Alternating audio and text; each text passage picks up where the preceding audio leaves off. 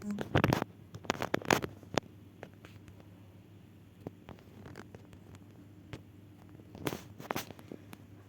Everyone, कैसे हो आप सभी? आई होप आप सब बहुत अच्छे होंगे। जो क्लास मैंने लाइव में ली है उसमें उसकी जो क्वालिटी है थोड़ी सी कम है, नहीं शो हो रही है। तो मैं ये सेकंड क्लास कला के तत्व बहुत छोटी क्लास लूँगी और बहुत जल्दी ख़त्म करेंगे।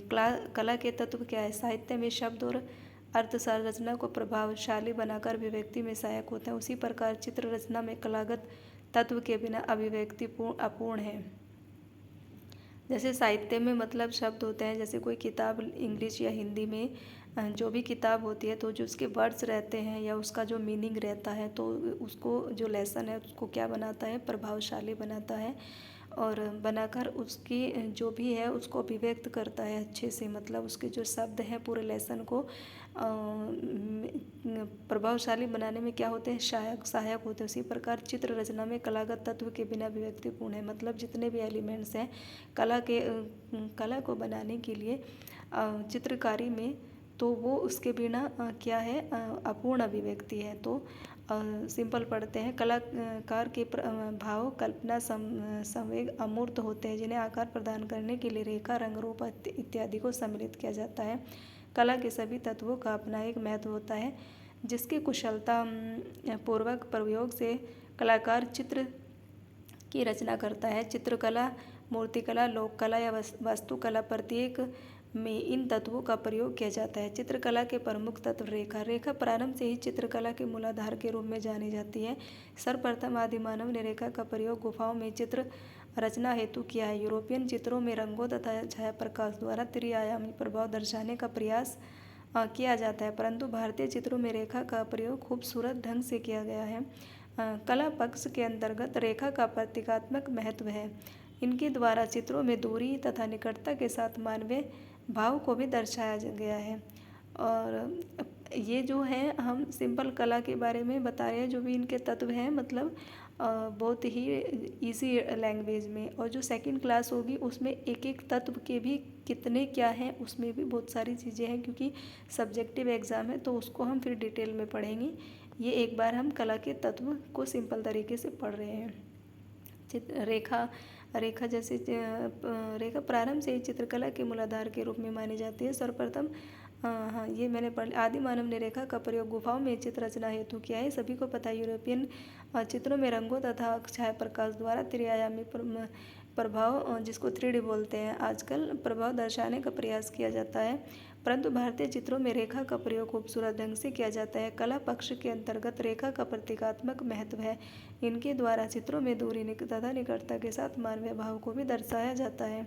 अब क्या है? फॉर्म, मतलब जो रूप होता है। पर्यावरण में प्रत्येक वस्तु किस रूप में रहता है? रूप का एक आकार होता है जिसकी लंबाई एवं चौड़ाई होती है। रूप काल्पनिक भी हो सकता है और वास्तविक भी हो सकता है। जैसे आप इमेजिन कर सकते हो किसी भी चीज़ के बारे में, और किसी भी फॉर्म को रियल भी एक रियल भी होता है और एक इमेजिन भी करती है। तो ये कला के फॉर्म के दो रूप होते हैं, रियल भी हो सकता है, इमेजिन भी कर सकते हैं। रूप का निर्माण होते ही धरातल सक्रिय और सहायक आकारों में विभाजित हो जाता है। जो वस्तु या आकृति चित्र स्थल पर चित्रित की जाती है सक्रिय या सहायक अंतराल कहलाती है, तथा अन्य स्थान सहायक अंतराल स्पेस कहलाता है। रूप के द्वारा ही कलाकार अपने मन के भावों को चित्र के रूप में उकेर सकता है। सर्वप्रथम आकार ही कलाकार के मस्तिष्क में आता है, मतलब जो भी फॉर्म रहता है उसका रूप रहता है, आकार रहता है, वही उसके दिमाग में आता है। उसके बाद ही रेखा, रंग आदि तत्वों के द्वारा चित्रण किया जाता है। रूप के दर्शनात्मक और भावात्मक दोनों प्रभाव होते हैं। अब इसका जो एलिमेंट है रंग, रंग में क्या है? मतलब जो भी एक हम डायग्राम बनाते हैं तो वो रंग के बिना भी क्या है? अधूरा। जैसे इसमें एलिमेंट में हमारे क्या होते हैं? रेखाएं होती है, रंग होता है, रूप होता है और स्पेस होता है। ये सब चीज़ें हैं, इन्हीं सब से मिलकर एक क्या बनता है? चित्र बनता है कंप्लीट। तो उसी के सारे तत्व बताए। मानव जीवन के साथ साथ चित्रकला में रंगों का महत्वपूर्ण स्थान प्राप्त है। संसार की प्रत्येक वस्तु कोई न कोई रंग लिए होती है। रंग मानव जीवन एवं चित्र का सार है। जिस प्रकार कविता के लिए शब्द, संगीत के लिए लय तथा काव्य के लिए रस की आवश्यकता होती है, बहुत ही इजी लैंग्वेज में है। और इसी प्रकार चित्र के लिए रंग होना अनिवार्य है। रंग के बिना चित्र नीरस है। रंग प्रकाश का गुण है। प्रकाश किरणों के द्वारा ही हमें कोई रंग दिखाई देता है। रंग के 3 प्रमुख प्रकार है। प्राथमिक रंग, जिसको हम प्राइमरी कलर कहते हैं, जो लाल, पीला और नीला होता है। और जो सेकेंडरी कलर होते हैं नारंगी, मतलब जो 2 रंगों से मिलके बने होते हैं, नारंगी, हरा एवं बैंगनी। प्राथमिक एवं द्वितीय रंगों को मिलाने से हमें तृतीय रंग प्राप्त होते हैं। रंगों के मनोवैज्ञानिक प्रभाव होते हैं। मानवीय भावों को हम चित्रों में रंगों के कुशल प्रयोग में दर्शा सकते हैं। प्राइमरी और सेकेंडरी कलर आप बिल्कुल लर्न कर लीजिए, क्योंकि ये हमारे जो सब्जेक्टिव एग्ज़ाम है उसमें भी आएगा। टेक्सचर और बनावट, पोत, ये भी एक एलिमेंट है किसका? कला का, ड्राइंग का, चित्रकला का। किसी वस्तु के धरातल की बनावट, जो भी टेक्सचर होता है, जैसे कपड़ा हम देखते हैं ना, कपड़े पे टेक्सचर, डिज़ाइन किस तरह का है, ये तो फिर क्या है, ये इसको मतलब पोत कहते हैं कला, उसमें चित्रकला में बनावट एक जो लैंग्वेज है समझने के लिए इसको बनाए गए, बनावट आप कह सकते हैं, पोत समझ में नहीं आता है, इंग्लिश में इसको टेक्सचर कहते हैं। किसी भी वस्तु के धरातल की बनावट या विशेषता को पोत कहते हैं। प्रकृति में मौजूद प्रत्येक पदार्थ का अलग अलग गुण होता है। जैसे पत्थर में कठोरता और ठोसपन होता है, या इसके विपरीत फूलों में कोमलता और नाजुकता होती है। ये क्या है? उसका टेक्सचर है। इसी से हम प्रकृति में मौजूद वस्तु में अंतर या पहचान करते हैं।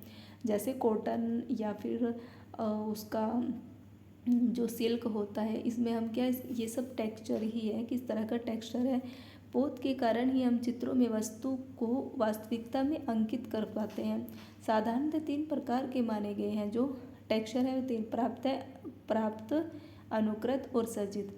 प्राप्त पोत, इस प्रकार के पोत में प्रकृति तथा मानव निर्मित धरातल आते हैं। प्राप्त पोत में पत्थर, पत्ते, तारपत्र के माध्यम से धरातल से बुनावट अथवा स्वतः प्राप्त होते हैं। और अनुकृत पोत, टेक्सचर चित्र में यथार्थ को हूबहू चित्रित किए जाने के लिए अनुकृत पोत का प्रयोग करते हैं। इसमें चित्रकार पहले प्रकृति का अध्ययन करता है, फिर उसी प्रकार की बनावट को चित्र में बनाकर वास्तविकता लाने का प्रयास करता है। और फिर सर्जित पोत, इस पोत को लेकर कलाकार स्वयं सर्जित करता है। कलाकार कलम, पेंसिल या ब्रश आदि की सहायता धरातल पर भिन्न भिन्न पोत का निर्माण करता है। ब्रश के प्रभाव के द्वारा ही हम सर्जित पोत का निर्माण कर सकते हैं। फिर क्या है, कलाकार के लिए रेखा, रूप, रंग जैसे तत्वों से अभिव्यक्ति के लिए एक आधार चाहिए, वह है धरातल।